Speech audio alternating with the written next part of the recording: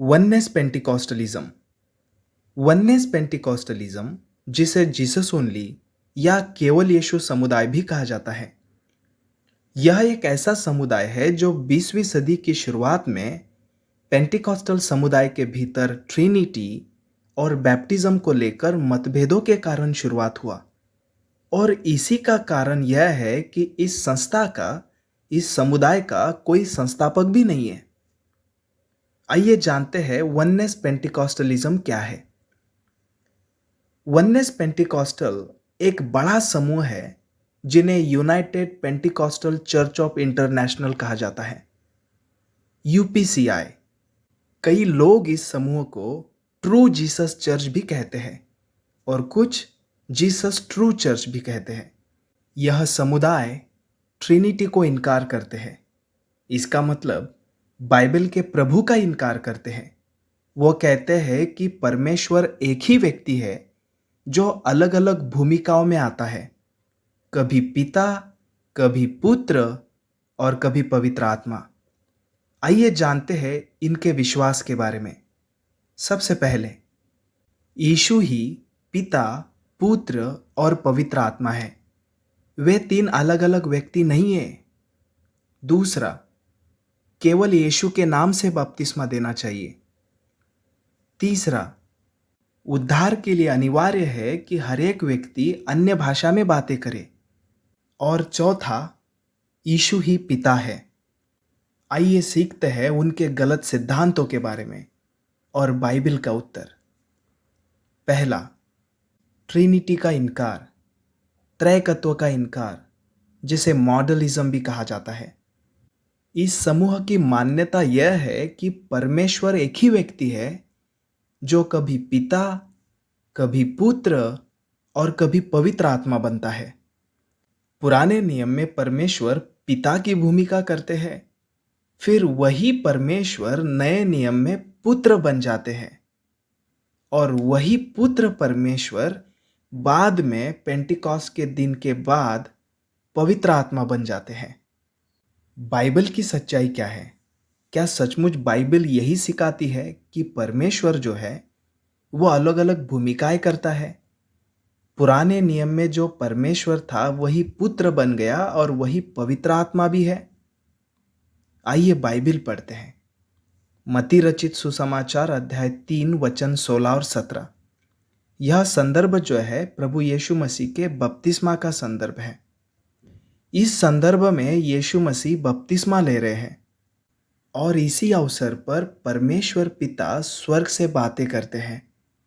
पिता ने कहा, यह मेरा परम प्रिय पुत्र है जिससे मैं अत्यंत प्रसन्न हूं। और पवित्र आत्मा कबूतर के नाई स्वर्ग से उतरते हैं।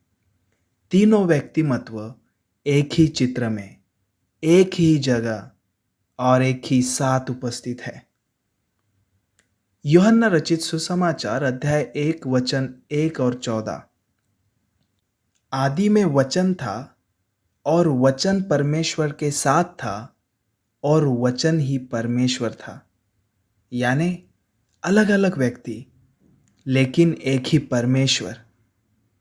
दूसरे करंथियों अध्याय 13 वचन 14। यह संदर्भ त्रैकत्व का स्पष्ट उल्लेख करता है। प्रभु यीशु मसीह का अनुग्रह और परमेश्वर पिता का प्रेम और पवित्र आत्मा की सहभागिता तुम सब के साथ होती रहे। प्रेरित पौलुस ने इस समय में त्रैकत्व की गवाही दी है। वो समझाते हैं हमें कि बाइबल का प्रभु त्रिएक प्रभु है। सिर्फ पौलुस ने नहीं, पूरे बाइबल की गवाही यह है कि बाइबल का प्रभु त्रिएक है।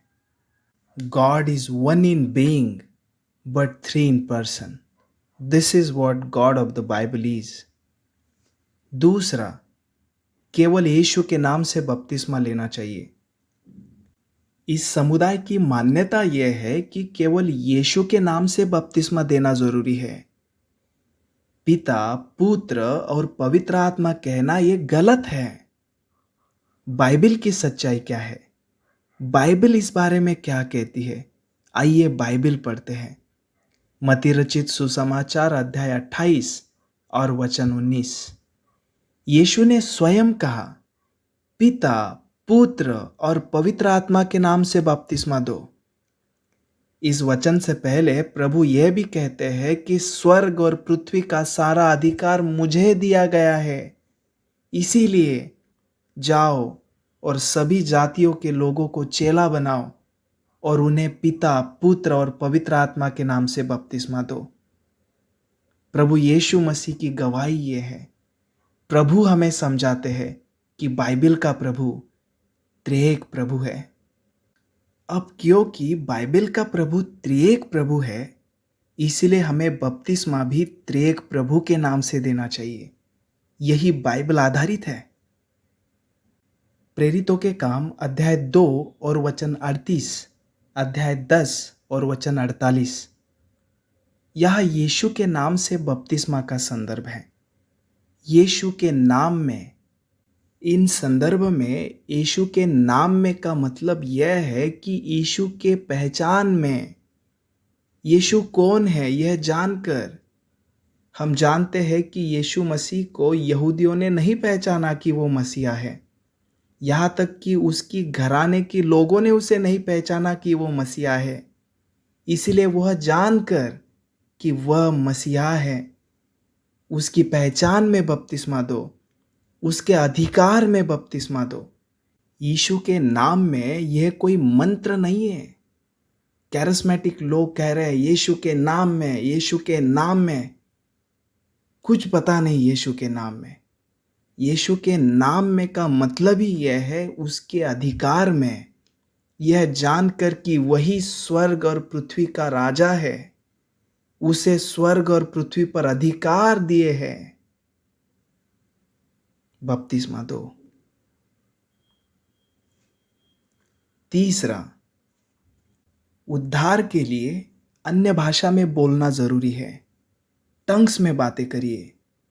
इस समुदाय की मान्यता यह है कि जब तक व्यक्ति टंग्स में ना बोले, अन्य भाषा में बातें ना करे, अन्य भाषा का उनका मतलब यह है राबा राबा शाबा शाबा, ये सब फालतू की बातें जिसका कोई मतलब नहीं है, जिसमें कोई आध्यात्मिक बढ़ोतरी नहीं है।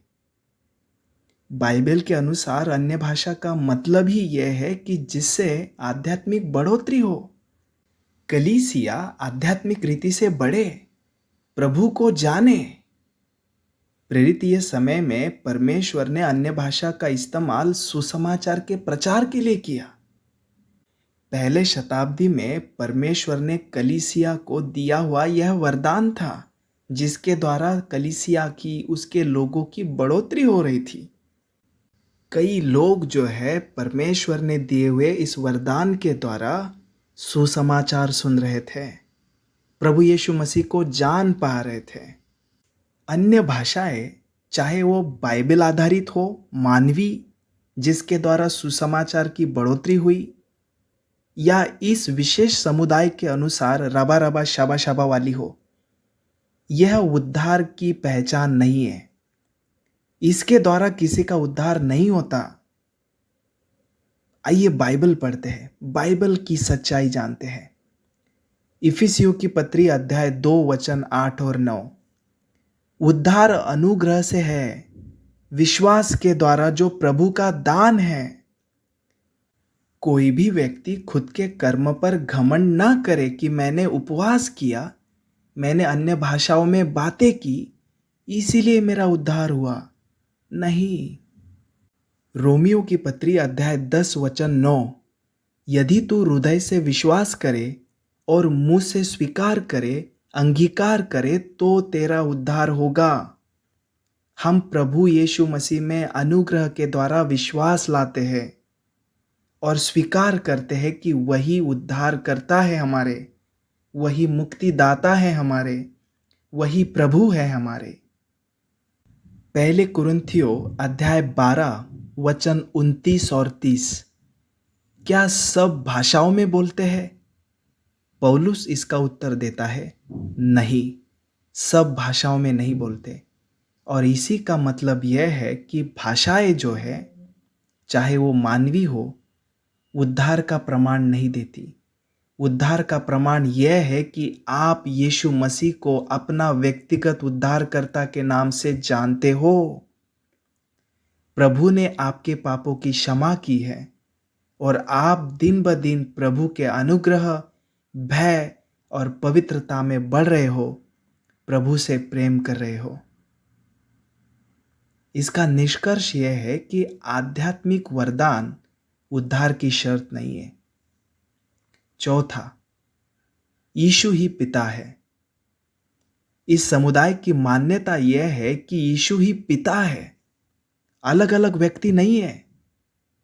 बाइबल की सच्चाई क्या है? यूहन्ना रचित सुसमाचार अध्याय 14 वचन 16 और 17। यीशु इस संदर्भ में कहते हैं कि मैं एक सहायक भेजूंगा, यानी पवित्र आत्मा। अगर यीशु ही पवित्र आत्मा होता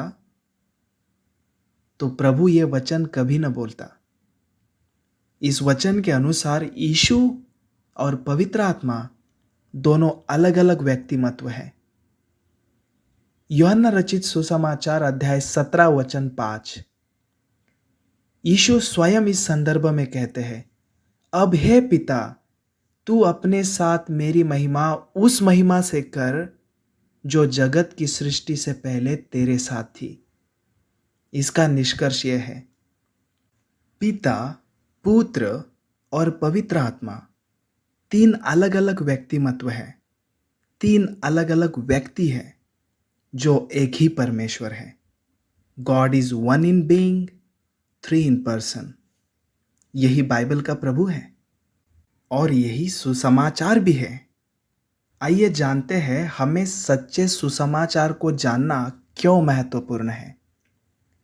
यदि हम परमेश्वर को गलत समझते हैं तो गलत मसीह और गलत सुसमाचार को मानते हैं।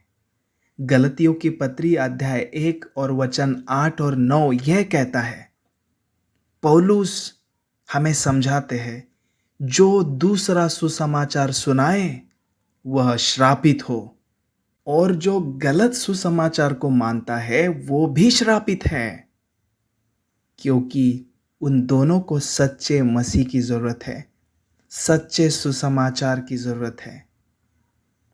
अगर आप भविष्य में इस समुदाय से कभी भिड़ते हो तो आप उन्हें कैसे उत्तर देंगे?